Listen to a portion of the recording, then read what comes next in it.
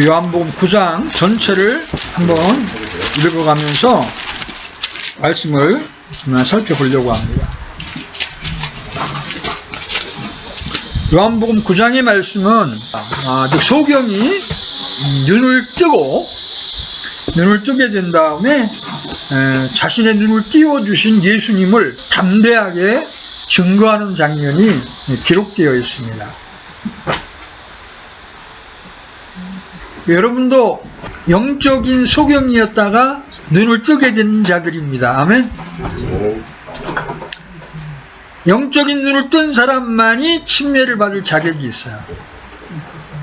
눈을 아직 뜨지 못했으면 침례를 받으면 안 돼요. 그래서 오늘 한번 내가 정말 눈을 뜬 자인가를 한번 말씀을 통해서 살펴보고 또 눈을 뜬 자로서 어떻게 살아가야 되는지에 대하여 우리가 좀 살펴보려고 합니다. 1절 보십시오. 41절까지 쭉 읽어 나갈 겁니다. 1절 같이 읽습니다. 시작. 예수님께서 지나가실 때에 태어날 때부터 눈먼 사람을 보시매. 성전을 나와서 지나가실 때 태어날 때부터 소경인 사람을 보셨습니다. 우리도 이런 사람을 길거리에서 종종 만나죠. 검은 안경을 이렇게 쓴 채 더듬거리면서 걷는 사람들이거나 또 맹인견의 안내를 받는 소경들을 보면서 여러분은 무슨 생각을 합니까?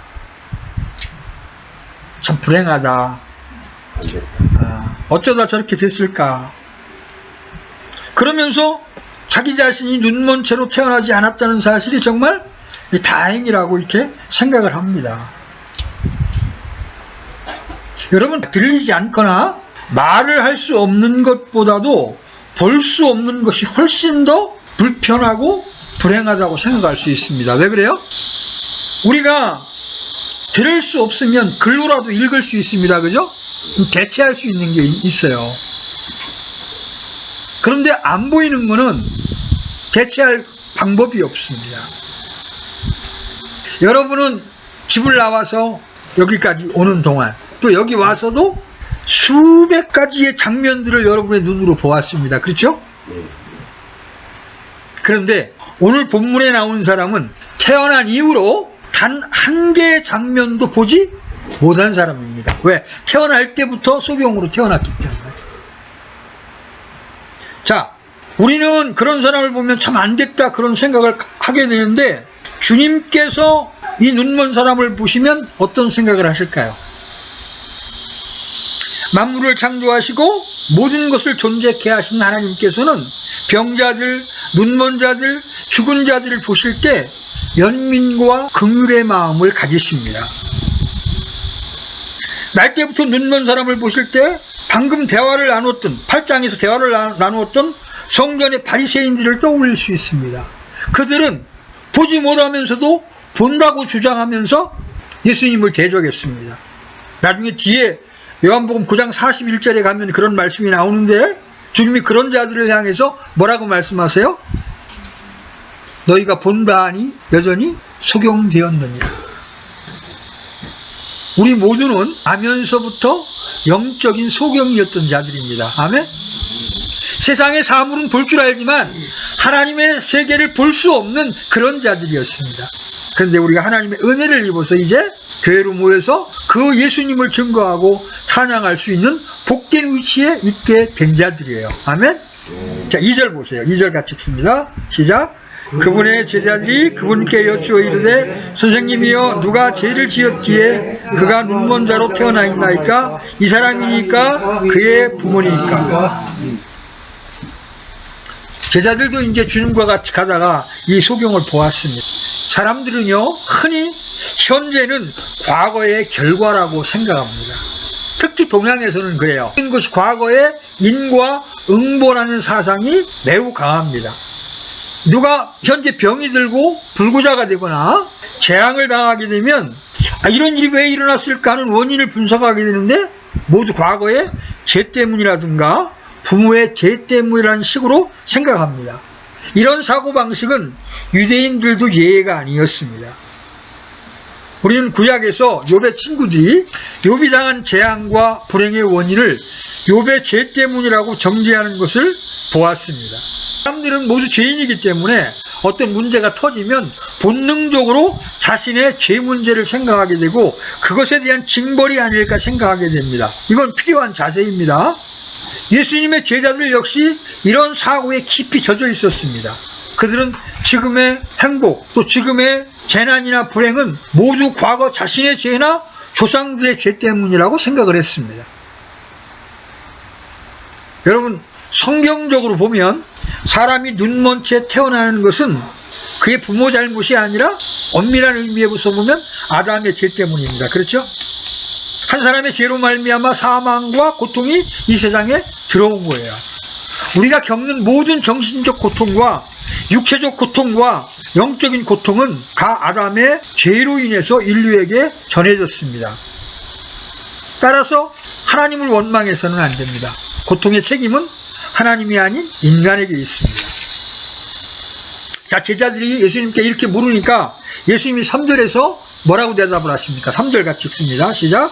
예수님께서 대답하시되 이 사람이나 그의 부모나가 죄를 짓지 아니하였으며 다만 이것은 그에게서 하나님의 일들을 나타내고자 함이니라.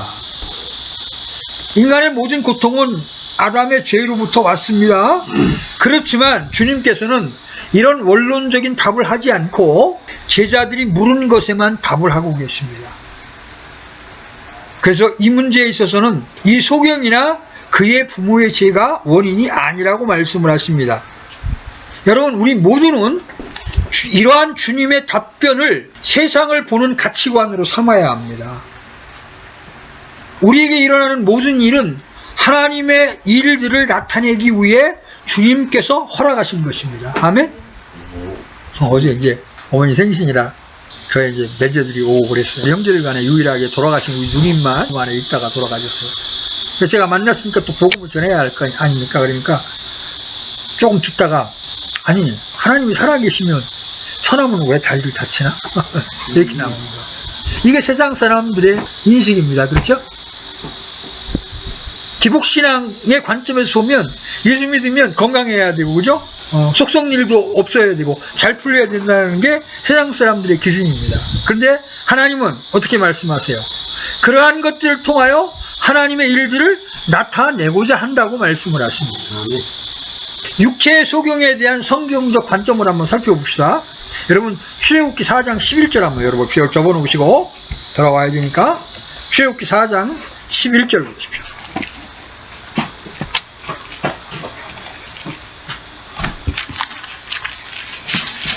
출애굽기 4장 11절 같이 읽습니다. 시작. 주께서 그에게 이르시되 누가 사람의 입을 만들었느냐? 누가 말 못하는 자나 귀먹은 자나 보는 자나 눈먼 자를 만들었느냐? 나 주가 아니냐? 주님은 눈먼 자, 말 못하는 자, 귀먹은 자는 주님이 만드신 창조의 작품이라고 말씀하십니다. 여러분, 우리가 육신적인 눈으로는 이 말씀을 받아들이기가 진짜 어렵습니다. 그죠? 그런데 주님이 친히 하신 말씀이에요. 그래서 우리는 눈먼 자나 귀먹은 장애인들을 향해 열등한 존재라거나 하나님의 저주를 받은 사람인 것처럼 생각해서는 결코 안 되는 것입니다. 여러분, 레위기 19장 14절도 가보십시오. 레위기 19장 14절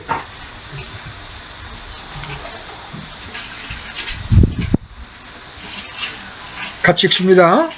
너는 귀먹은 자를 저주하지 말고 눈먼 자 앞에 걸림돌을 놓지 말며 오직 내 하나님을 두려워하라. 나는 주니라. 여러분, 찾지 않겠습니다. 신명기 27장 18절에 보면 눈먼 자로 하여금 길을 벗어나 헤매게 하는 자는 저주를 받으리라 할 것이요 온 백성은 아멘 할지니라. 이렇게 말씀하십니다. 이것은 우리 주님께서 눈먼 자와 귀먹은 자들을 돌보아 주라는 명령입니다. 아멘? 이는 신자들이 장애인들을 어떻게 대주어야 하는가 하는 기준이 되는 말씀입니다. 자, 태어날 때부터 눈먼 자를 통해서 하나님이 하실 일이 무엇입니까? 육신의 눈이 먼 사람들을 통해서 주님은 영적인 눈먼 자들을 가르치시고 훈계하십니다. 만약 지상에 눈먼 자들이 없다면 영적 소경들은 소경이 무엇인지 모를 것이고 자신들의 눈먼 것이 무엇인지 알 수 없을 것입니다. 주님은 육신의 눈먼 자들의 상태를 통해서 영적인 소경의 상태를 정확하게 보여주시고 깨닫게 하셨습니다. 소경은 주님의 시청각 교육 교재입니다. 주님은 자신의 하시고자 하는 일을 이 눈먼 자들을 통해서 이루십니다. 우리가 이 세상을 살면서 그래서 눈을 다쳐서 눈을 보지 못하게 된다거나 청각을 잃어버린다거나 이런 역경을 만나면 왜 나에게 이런 고난이 닥치는가 하고 힘들어하는 인간들입니다. 여러분 헬렌 켈러라고 들어보셨죠? 장님이자 이 귀도 듣지 못하는 얼마나 불행한 인생입니까? 그녀도 자신의 장애 앞에 여러 번 낙심하고 좌절했습니다. 그러나 어느 날 자신을 도와주시는 하나님을 만나게 되어서 인생이 바뀌었습니다. 그때부터 자신의 장애가 문제가 되지를 않았습니다. 그녀는 이렇게 말했습니다. 나는 나의 역경에 대해서 하나님께 감사한다. 왜냐하면 나는 그 역경으로 인해 나 자신, 나의 일 그리고 나의 하나님을 발견했기 때문이다. 여러분 안요한 목사님이라고 들어보신 적 있어요? 이게 맹아 선교회 회장을 맡으신 분이에요. 이분은 시골교회 가난한 목사를 아버지로 둔 그런 분이었습니다. 근데 어린 이 안요한의 눈에 아버지는 무능하고 고달픈 목회를 하는 그런 사람으로 보였습니다. 그래서 반발심이 생겨서 학교에서는 모범생이었지만 가정과 교회에서는 아주 짓궂은 아이로 자라게 되었습니다. 아버지에 대한 반발심이 얼마나 컸던지 주의 첫날 아침 아버지의 교회 문 앞에 이렇게 포스터를 붙였다고 합니다. 하나님은 계시지 아니하느니라. 안요한 복음 1장 1절. 네미 할애비를 믿으라. 안요한 복음 1장 2절. 목사의 아들이 이게 아버지의 사역에 대한 반감, 또 하나님 있긴 어딨어 하는 그런 반감 때문에 예배당 앞에다 자기 안요한 자기 이름을 따서 안요한 복음 1장 1절 하나님은 계시지 아니하느니라. 주 예수를 믿으라. 네미 할아비를 믿으라. 이런 거를 써붙여 놨다는 거예요. 이런 반항아의 모습을 보이는 아들을 위해서 아버지와 어머니는 눈물의 기도를 드렸고 아들이 주님의 사랑을 체험할 수 있기를 간구했습니다. 안요한은 애국어대학교 불어과를 졸업하고 미팔군 카투샤를 복무하고 미국 캘리포니아주 소재의 군사도시 몬테리아의 군사 애국어 학교에 유학할 수 있는 기회를 잡았습니다. 그 무렵 결혼해서 두 딸을 얻게 되고 장밋빛 인생이 펼쳐져 있는 것처럼 생각되었는데 바로 그때 37세 되던 해에 두 눈이 실명하는 고난을 겪게 됩니다. 실명과 함께 그는 가족과도 생리별을 하게 되고 더 이상 살아야 될 가치를 상실하고 자살을 시도하다가 실패한 후에 하나님의 음성을 듣는 영적인 체험을 하게 됩니다. 하나님의 어떤 음성을 듣게 됩니다. 내가 혼자가 아님의 증거를 내가 보이리라. 구약성경 320면이 너의 것이니라. 그래서 이제 320면이라는 소리를 듣고 이미 장님이 됐으니까 읽을 수가 없잖아요. 그래서 지나가던 학생에게 구약성경 320쪽을 좀 읽어달라고 그랬어요. 그랬더니 거기에 여러분 그때 당시 그 성경의 320쪽은 여호수아서 1장이었습니다. 거기에 뭐라고 나오냐면 내 평생 동안 능히 아무도 내 앞에 서지 못하리니 내가 모세와 함께하던 것 같이 너와 함께하리라. 내가 너를 떠나지 아니하며 버리지 아니하리니 마음을 강하게 하고 크게 용기를 내라. 오직 너는 마음을 강하게 하고 심히 용감한 자가 되어 내 종 모세가 내게 명령한 모든 율법대로 지켜 행하고 그것을 떠나 오른쪽으로나 왼쪽으로나 치우치지 말라. 그리하면 내가 어디로 가든지 형통하리라. 자신의 능력을 믿고서 자기 마음대로 살 때에는 만나지 못했던 하나님, 오히려 하나님이 계시지 않다고 조롱했던 그가 눈이 실명이 되어 절망 가운데에서 하나님을 만나게 된 겁니다. 출세가도를 달리던 지식인의 위치에 있다가 하루아침에 두 눈의 실명을 경험한 안요한, 그는 절망의 구렁텅이에서 자신을 향해 손을 내미는 하나님을 만나고 재활의 의지를 가지게 됩니다.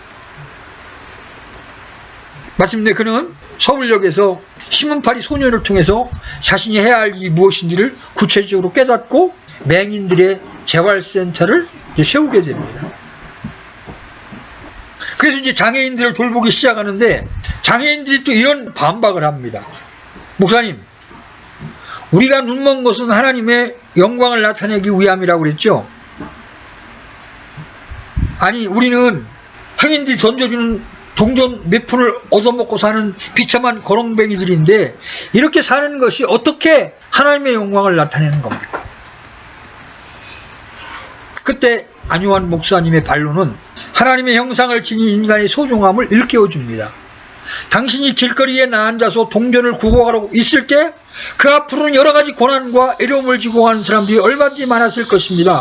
어쩌면 그들 모두가 자신의 죽음의 길을 생각하며 그 죽음의 길을 걸어가고 있었는지도 모릅니다. 그러다 그들이 여러분을 보고, 비록 여러분이 구걸을 하고 있지만 여러분이 기쁜 마음으로, 여러분이 즐거운 마음으로 살아가는 것을 보면서 그들이 여러분 때문에 다시 살아야 될 마음을 갖게 되었을지도 모릅니다.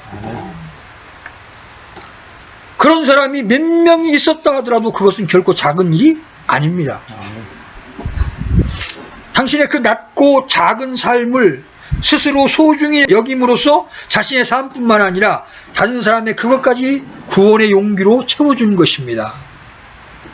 그것이 어찌 만물의 창조주이신 하나님의 영광과 사랑을 나타냄이 아니겠습니까?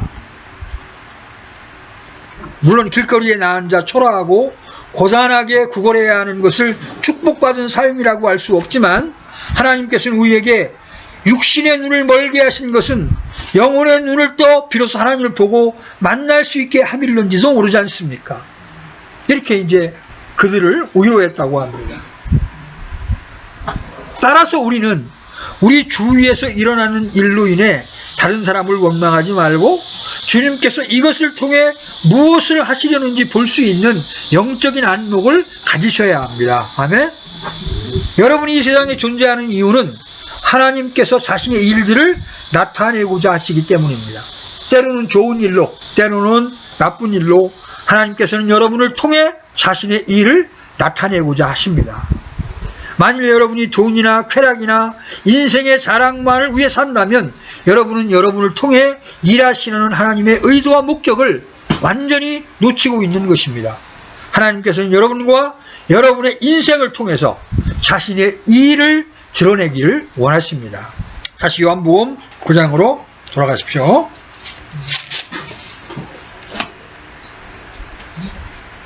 4절, 5절, 6절 같이 읽습니다. 시작. 낮일 때에는 내가 반드시 나를 보내신 분의 일을 하여야 하리라. 밤이 오면 그때는 아무도 일할 수 없느니라. 내가 세상에 있는 동안은 세상의 빛이로라 하시니라. 이렇게 말씀하시고는 그분께서 땅에 침을 뱉고 침으로 진흙을 이겨 그 눈먼 사람의 눈에 진흙을 바르시며. 7절까지 같이 읽습니다. 그에게 이르시되 가서 실로암 못에서 씻으라 하시니 실로암은 번역하면 보내어졌다는 뜻이라. 그러므로 그가 자기 길로 가서 씻고 보게 되어 왔더라. 주님께서 이제 당신이 세상의 빛이라고 말씀하십니다. 여러분 기억하십시오. 예수님은 세상의 빛이시자 동시에 눈먼 자의 눈을 열어주실 수 있는 하나님이십니다. 아멘. 근데 6절에 보면 좀 이상한 말씀이 나와요. 우리는 예수님께서 말씀만으로도 기적을 행하실 수 있다는 것을 믿습니다. 그렇죠? 손을 얹는 것으로 병자를 고치시거나 죽은 자를 살리실 수 있다는 것을 알고 있습니다. 그런데 여기서는 좀 복잡한 행위를 하십니다. 여러분, 어느 시대 어느 문화에서나 누군가에게 침을 뱉는 것은 가장 모욕적인 행위입니다. 상대방을 경멸한다는 것을 드러낼 때 하는 가장 대표적인 행위가 그 얼굴에 침을 뱉는 겁니다. 그렇죠? 근데 예수님은 지금 그 눈먼 자를 보시고 땅에다 침을 뱉고 그 진흙을 이겨서 그 눈먼 사람의 눈에 발라주십니다. 저는 예수님께서 진흙을 눈먼 사람의 눈에 바른 이유가 그의 어머니 태에서 그를 만드실 때에 만들지 않고 남긴 것을 완성하기 위해서라고 조심스럽게 추측을 합니다. 창세기 2장에서 흙으로 인간을 만드시고 어머니의 태에서 인간을 만드시는 바로 그 하나님이 자신이라는 사실을 보여주시기 위해 예수님께서 흙을 눈먼 사람의 눈에 바르셨다고 생각을 합니다. 이렇게 바른 다음에 주님께서 뭐라고 말씀하세요? 7절 보세요. 실로암 못에 가서 씻으라. 주님이 이렇게 명령을, 뜬금없는 명령을 하십니다. 아니, 진흙을 발랐으면 금방 보여야 되는데 보이지 않게 눈 위에다 진흙을 덮어놓고 또 씻으래. 그런데 이 소경이 하는 것을 보십시오. 어떻게 합니까? 7절 보세요. 그러므로 그가 자기 길로 가서 씻고 어떻게 됐어요? 보게 되었다. 여러분, 눈을 여는 일은 메시아의 도래의 표적입니다. 주님이 오실 때까지 태어날 때부터 눈먼 자를 고쳤다는 기적이 성경 어느 곳에도 기록되어 있지 않습니다. 성경에 예언된 메시아라는 사실을 입증하는 게 바로 눈을 열어주는 거예요. 눈을 열어줄 수 있는 분은 하나님 한 분뿐이십니다. 여러분, 이사야서 29장 18절 열어보십시오. 이사야서 29장 18절. 이사야서 29장 18절. 같이 읽겠습니다. 시작. 그날에 기먹은 자들이 그 책의 말씀들을 듣고 눈먼 자들의 눈이 어둡고 캄캄한 데서 보며. 그날에 이 구약의 예언이 이렇게 있지만 주님이 이 땅에 오실 때까지 역사 가운데 소경이 눈을 뜬 적은 한 번도 없었습니다. 그런데 오늘 요한복음 9장의 본문에 의하면 소경이 눈을 떴습니다. 그러면 이 눈을 뜨게 하신 분이 바로 누구십니까? 메시아입니다. 그렇죠? 앞으로 천년왕국에서도 마찬가지입니다. 사람들은 소경들의 눈이 열리고 귀먹은 자의 귀가 열리는 것을 보고 천년왕국이 도래했고 주님이 이 땅에 오셨음을 확연히 알게 될 겁니다. 여러분, 뒤에 이사야서 42장 7절도 한번 가보십시오. 이사야서 42장 7절입니다. 같이 읽습니다. 시작. 내가 눈먼 자들의 눈을 열어주며 갇힌 자들을 감옥에서 데리고 나오며 어둠 속에 앉은 자들을 감옥에서 나오게 하리라. 이렇게 소경들은 하나님의 아들을 표적으로 입증하는 하나님의 일이었습니다. 이렇게 눈먼 자들을 통해서 하나님의 일들을 나타내기 위해서 예수님은 이 땅에 오신 것입니다. 하나님의 아들이 오셔서 신체적으로 가장 먼저 체험할 수 있는 사람들이 바로 장애인들이었습니다. 그들은 자신의 몸이 정상으로 돌아오는 체험을 통해 메시아의 오심을 정상인들에게 증거할 수가 있었습니다. 그런데 여러분, 7절을 보면서 주목해야 할 것이 있습니다. 여러분, 주님께서 은혜를 베푸셨지만 만약에 이 소경이 실로암 못에 가서 씻지 않았다면 볼 수 있었을까요? 없었을까요? 못 보죠? 주님께서 눈먼 사람을 고쳐주신 것은 은혜였지만 믿음을 통한 은혜였습니다. 이 사람은 예수님의 말씀을 믿고 실로암에 갔기 때문에 볼 수가 있었던 것. 여기 병자들을 사랑하시는 주님과 그분의 말씀에 순종한 죄인의 연합이 있습니다. 구원은 전적으로 하나님의 은혜라고 말하는 사람들이 있습니다. 맞습니다. 그렇지만 그 은혜를 받아들이는 믿음이 요구됩니다. 여러분, 에베소 2장 8절에 의하면 구원은 믿음을 통해 은혜로 받는 것입니다. 아멘? 하나님께서는 믿음을 통해 은혜로 구원을 받도록 만들어 놓으셨어요. 그래서 우리는 그 하나님의 은혜를 반드시 믿음으로 받아들여야 합니다.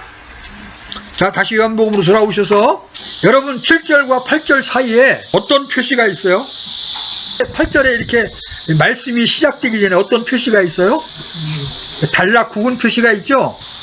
비록 7절과 8절 사이에 이 일이 성경에 나와 있진 않겠지만 어떤 일이 일어났겠습니까? 눈을 뜬 이 사람이 이제 밝아진 눈으로 가장 먼저 집으로 뛰어갔을 거 아닙니까? 그렇죠?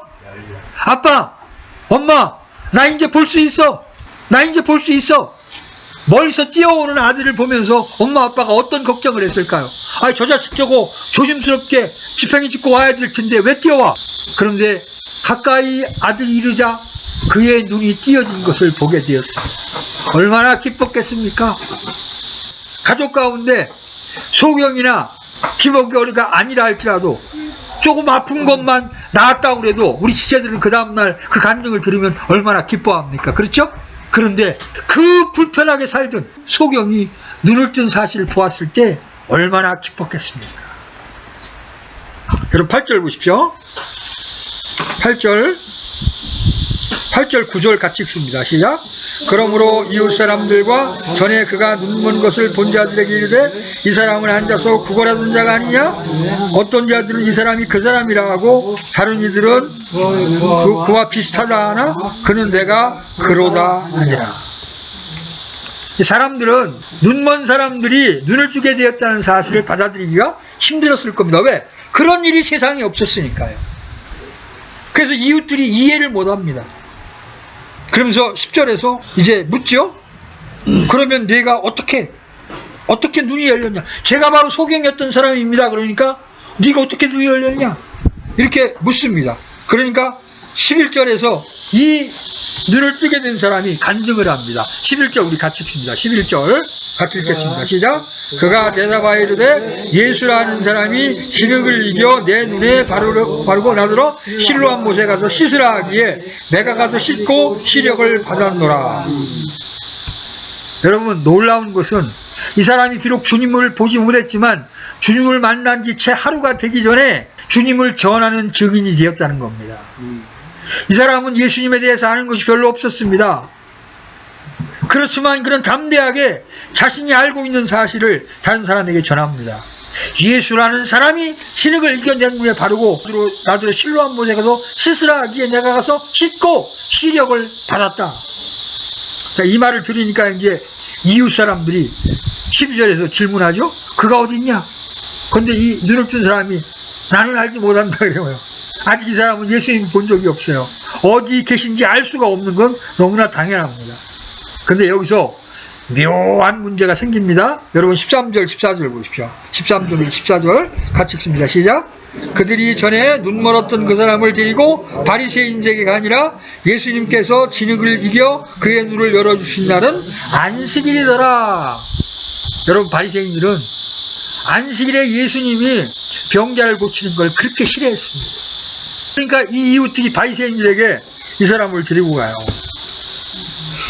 그러니까 이 바리새인들이 얼마나 웃기는 얘기를 하는지 한번 보십시오. 여러분 16절 17절 같이 읽습니다. 시작. 그러므로 바리새인들 중에 어떤 이들은 이르되 이 사람은 안식일을 지키지 아니하므로 하나님에게서 오지 아니하였도다 하며 다른 이들은 이르되 죄인인 사람이 어떻게 그런 기적을 행하겠느냐 하여 그들 가운데 분열이 생기니라. 자, 바리새인들이 뭐라고 얘기했냐면 아니 예수라는 사람이 안식일도 지키지 않는데 그가 어떻게 눈먼 사람의 눈을 뜨게 할 수 있냐? 그런 죄인이 어떻게 그런 기적을 할 수 있겠냐? 근데 또 다른 사람들은 조금 양심이 있어요. 그래서 뭐라고 얘기했냐면 아니 죄인인 사람이 어떻게 그런 기적을 행할 수 있느냐? 전무후무한 이런 기적을 어떻게 죄인이 그런 일을 행할 수 있겠느냐? 이러면서 자기들끼리 이제 분쟁이 일어납니다. 그래서 이제 그 눈물었던 사람에게 묻습니다. 그 사람이 네 눈을 열어줬다며 너는 그에 대해서 뭐라고 생각하냐? 그러니까 17절 끝에서 기가 막힌 대답을 합니다. 자, 이 눈 멀었던 사람이 뭐라고 간증합니까? 그가 이르되 그는 대언자입니다. 놀라운 일이 일어났습니다. 이 사람은 예수님을 만난 후에 한 번도 설교를 들어본 적도 없고 성경 공부를 한 적도 없습니다. 그는 예수님에 대해 증언하기만 했을 뿐인데 주님에 대한 지식과 태도가 제대로 형성이 된 겁니다. 그가 주님에 대해 증언할 때 하나님께서 그의 마음속에 일하시면서 가르쳐 주셨기 때문입니다. 자, 11절에서는 주님을 뭐라고 그랬어요? 예수라 하는 사람이 나를 고쳐줬다고 그랬죠? 그죠? 근데 17절에 와서는 대언자라고 부릅니다. 교회를 다닌 적도 없고 주석서를 읽어본 적도 없는 사람이 어떻게 예수님이 대언자라고 생각하게 되었을까요? 주님께서는 육체의 눈을 열어주시면서 영적인 눈도 열어주신 것입니다. 아멘? 왜냐하면 이 사람은 예수님을 위한 증인이 되고자 하는 마음을 가지고 있었기 때문이에요. 만일 여러분이 책상 앞에만 앉아있기보다 다른 사람들에게 예수님에 대해 전하기 시작하면 훨씬 더 빠른 속도로 여러분의 성경 지식이 증가될 것입니다. 주님께서는 자신에 대해 담대하게 선포하려는 사람에게 더 많은 지혜와 지식을 주시기 때문에 그렇습니다. 자, 18절로 23절 보세요.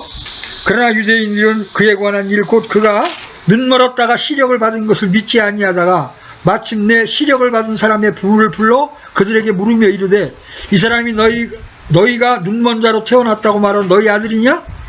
그러면 지금은 그가 어떻게 보느냐 하니 그의 부모가 그들에게 대답하여 이르되 이 사람이 우리의 아들인 것과 그가 눈먼 자로 태어난 것을 우리가 아나이다. 그러나 지금 그가 어떤 방법을 통해 보는지 우리가 알지 못하며 또 누가 그의 눈을 열어주었는지 우리는 알지 못하나이다.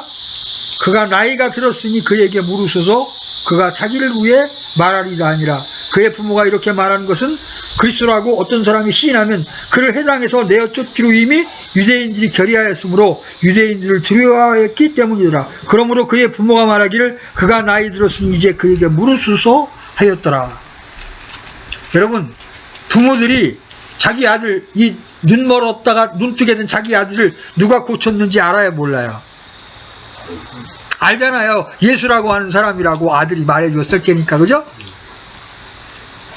그런데 이 부모들이 지금 바리새인들 앞에서 대답을 하지 않습니다. 왜 그래요? 자신의 아들이 예수쟁이가 되었다고 바리새인들이 알게 되면 자신의 사회생활에 막대한 지장을 줄 수 있다고 생각하기 때문에 말을 안 합니다. 내 아들 맞아요. 근데 그 아들에게 물어보세요. 나는 잘 모릅니다.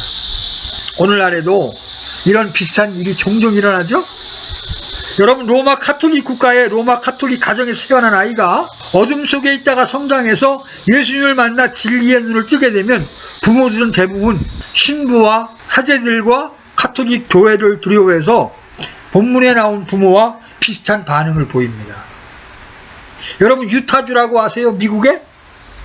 유타주는 몰몬 교도가 몰려 사는 도시입니다.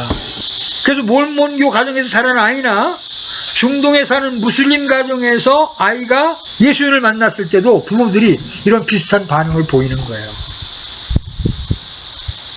부모가 이렇게 말하니까 바리새인들이 이 눈멀었던 사람을 다시 부릅니다. 여러분, 24절 25절 보세요. 24, 25절. 이에 그들이 눈멀었던 그 사람을 다시 불러 그에게 이르되 찬양을 하나님께 드리라. 우리는 이 사람이 죄인인 줄 아노라 하니 그가 응답하여 이르되 그가 죄인인지 아닌지 나는 알지 못하며 한 가지 아는 것은 내가 눈멀었으나 지금은 보는 것이니라. 여러분, 눈을 뜨게 해준 건 하나님인 거는 바리새인들도 인정하죠? 그래서 찬양을 하나님께 드리라고 하면서 그 눈을 뜨게 해주신 예수님은 죄인인 줄로 알라 이렇게 말합니다. 그러니까 이 눈을 뜨게 된 사람이 뭐라고 얘기합니까? 25절 보세요. 25절은 매우 중요한 구절이니까 여러분 같이 읽겠습니다. 시작. 그가 응답하여 이르되 그가 죄인인지 아닌지 나는 알지 못하며 한 가지 아는 것은 내가 눈멀었으나 지금은 보는 것이니라. 이 사람은 예수님에 대해서 많은 것을 알고 있지 못했습니다. 예수님이 우리처럼 죄가 있는 분인지 무죄한 분인지도 몰랐습니다. 하지만 그렇다고 해서 자신이 아는 것을 증언하는 것을 주저하지 않았습니다. 뭐라고 말합니까? 그분이 죄인인지 알지 못하지만 한 가지 내가 아는 게 있다. 내가 눈멀었으나 지금은 그분으로 인하여 보게 됩니다. 여러분들이 이제 이런 조그만 이름 없는 교회를 다니다 보면 이단을 다닌다, 뭐 별소리 다 들을 겁니다. 그때 여러분이 해야 될 말이 뭔지 아십니까? 내가 본다는 것이라. 여러분이 예수님을 보게 되었고 여러분이 하나님의 깊은 세계를 보게 되었으면 여러분이 그것을 증언해야 되는 겁니다. 이제 내가 본다는 것이다. 그러니까 바리새인들이 이제 열이 받았어요. 열이 받아가지고 그가 어떻게 내 눈을 열어줬냐. 26절 27절 말씀이 그거예요. 어떻게 그 죄인이, 안식일도 범하는 그 죄인이 네 눈을 열어줄 수 있느냐, 이렇게 말하는 거예요. 그러니까 이 눈을 뜨게 된 사람이 이렇게 말하죠. 내가 이미 당신들에게 고하였어도 당신들이 듣지 아니하고 어찌하여 다시 듣고자 하나이까. 당신들도 그의 제자가 되고자 하나이까. 아, 얼마나 멋있어요. 비웃으면서 예수님을 증거합니다. 아니 근데 그분이 눈을 뜨게 했다고 그렇게 말해도 왜 이렇게 안 믿습니까? 당신들도 그 사람 제자가 되고 싶습니까? 이러니까 바리새인들이 막 뿔이 났습니다. 그래서 여러분 28절 29절 보세요. 그들이 그에게 욕하며 이르되 너는 그의 제자이나 우리는 모세의 제자니라. 열받은 거예요. 하나님께서 모세에게 말씀하신 줄 우리가 알지만 이자로 말하건대 그가 어디서 왔는지 우리가 알지 못한다. 더 이상 할 말이 없게 되니까 종교 지도자들이 성질을 냅니다. 이것이 종교의 민낯입니다. 겉은 화려하게 치장했지만 그들 속에는 더러운 것밖에 없습니다. 30절 보세요.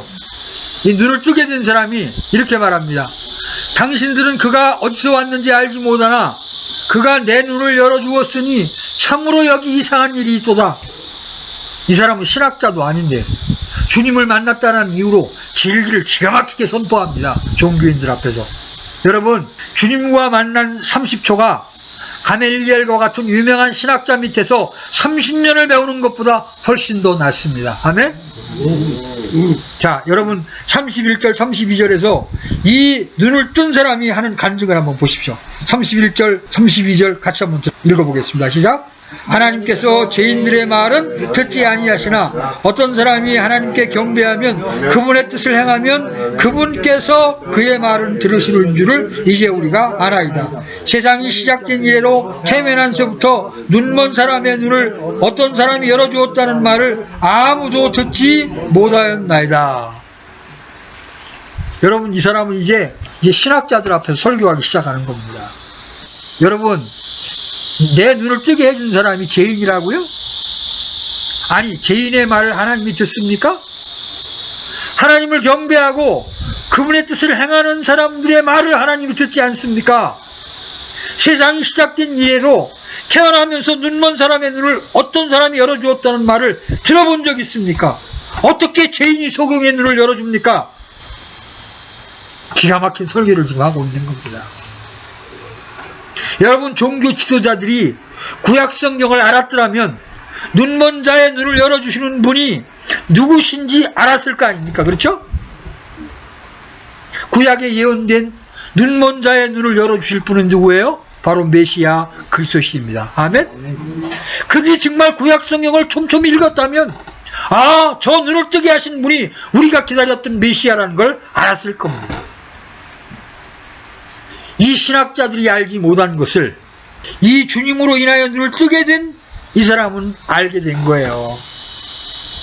주님께서는 눈먼 자의 육체적인 시력만 열어주신 것이 아니라 영적인 시력도 열어주셔서 예수님에 대한 그의 지식을 증가시켜 주셨습니다.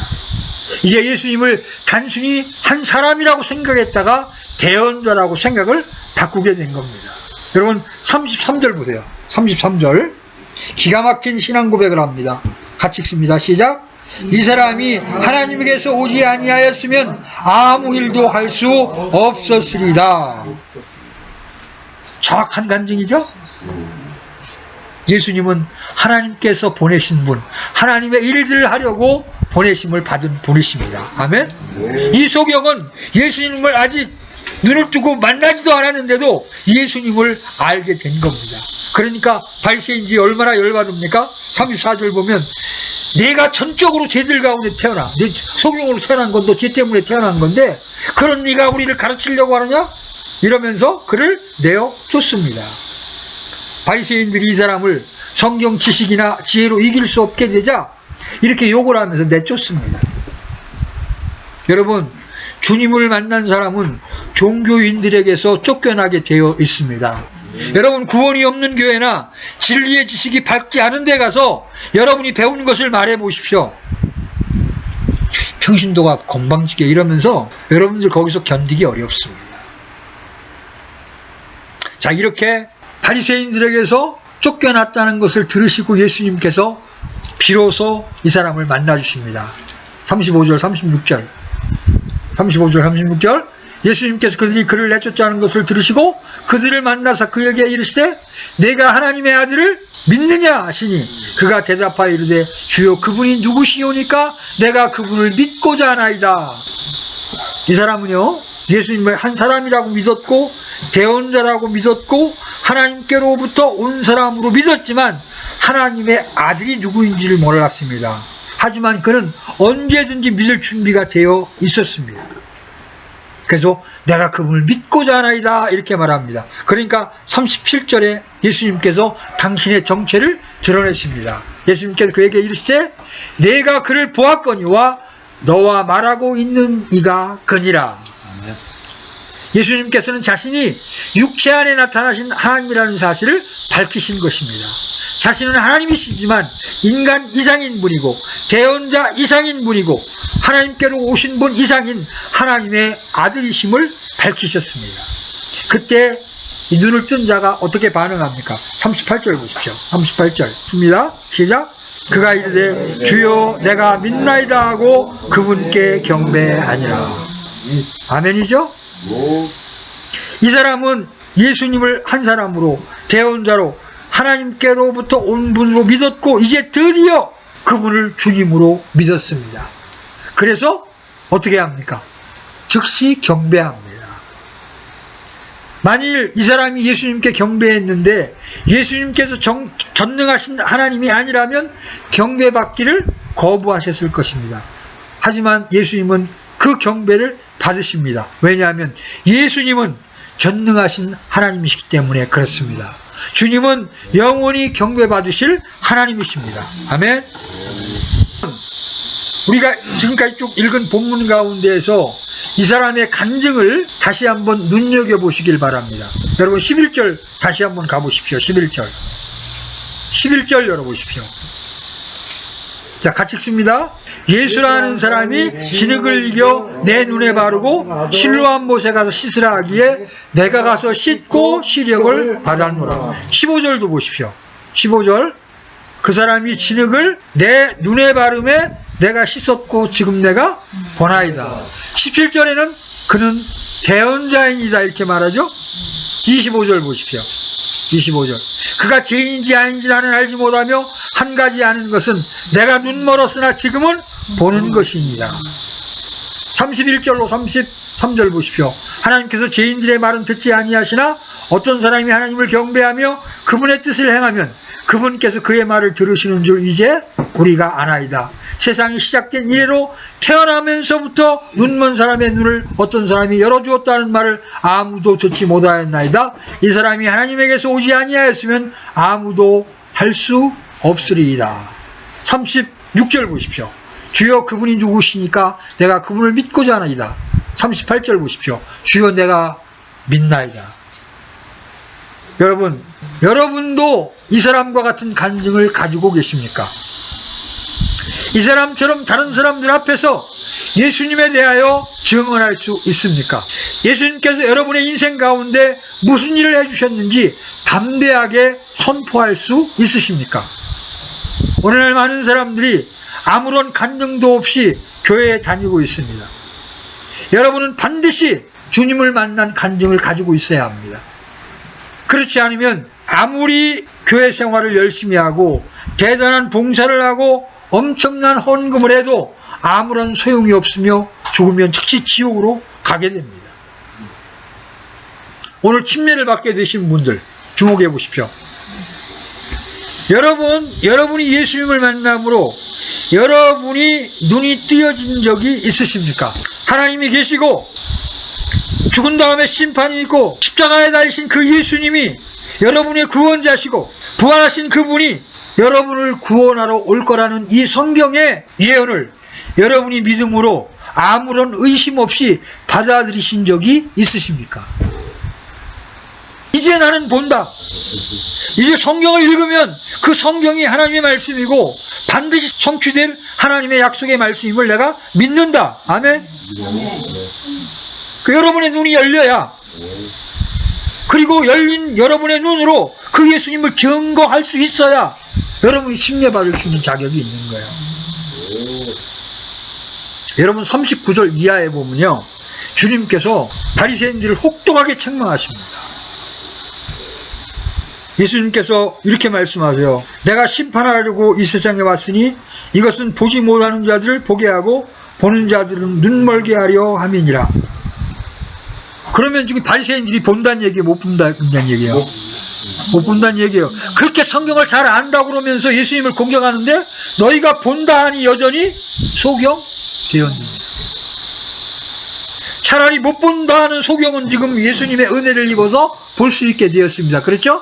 근데 본다 하는 그들은 지금 보지 못하고 있는 겁니다. 이것이 바로 주님의 심판의 근거입니다. 자기가 안다고 생각하면 주님께서는 더 많은 것을 요구하실 것입니다. 자기 의로 가득 차면 영적인 시력이 사라집니다. 이 세상에 수많은 사람들이 자신들은 볼 수 있다고 하지만 사실은 전혀 보지 못한 채 살아가고 있습니다.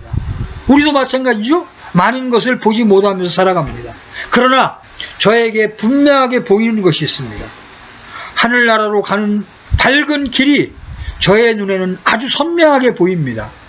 그 길은 예수 그리스도의 피로 붉게 물들어 있는 길입니다. 좁은 길이지만 어려운 길은 아니고 셋째 하늘까지 이르는 먼 길이지만 눈 깜짝하는 순간에 갈 수 있는 길입니다.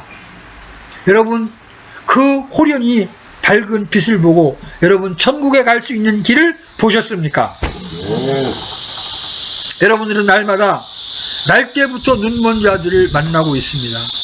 이들은 하나님의 말씀도 십자가도 부활도 보이지 않는 사람이고 볼 수 없는 사람들이에요.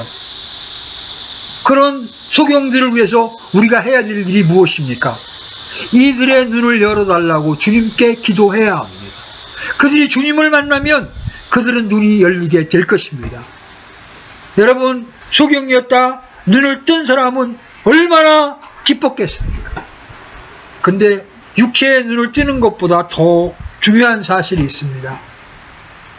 하나님의 세계를 볼 수 없었던 영적인 소경이 눈이 열려서 하나님의 세계를 보는 것은 바로 영원한 생명과 직결되는 것이요 천국과 직결되는 것입니다. 아멘? 네. 그러므로 이제 눈을 뜬 우리는 그들을 위해서 복음을 전해야 합니다. 아멘? 네. 우리 개인이 전도지를 가지고 학교 친구들에게 복음을 전해야 합니다. 아멘? 그래서 그들이 눈을 떠서 같이 하나님의 세계를 보고 하나님을 찬양하다가 하나님 앞에 같이 갈 수 있는 자들이 되어야 합니다. 자, 사도행전 26장 18절 한 절만 읽어보고 말씀을 마치겠습니다. 사도행전 26장 18절. 우리 복음을 가진 자들의 책임이 무엇입니까? 17절, 18절 같이 읽겠습니다. 시작. 내가 너를 백성과 이방인들에게 건져내어 이제 그들에게 보내주는 것은 그들의 눈을 열어주어 그들을 어둠에서 빛으로 사탄의 권세에서 하나님께로 돌아오게 하려 하며 또 그들이 죄들의 용서를 받고 내 안에 있는 믿음으로 거룩히 구별되신 자들 가운데에서 상속 유업을 받게 하려 하심이라 하더라. 저와 여러분은 이제 소경의 눈을 열어주어야 하고 밝혀주어야 하며 안약을 사서 발라 보게 해야 합니다. 이것이 눈을 뜬 자들의 소명입니다. 아멘? 우리의 눈을 열어주셔서 천국 가는 길을 보게 하시고 하나님의 세계를 보게 해주신 주님을 찬양합니다. 아멘? 이런 눈뜬 자들로서 이 땅에서 합당하게 복음의 증거자들로 살 수 있게 되기를 주 예수님의 이름으로 축원합니다. 아멘. 아멘.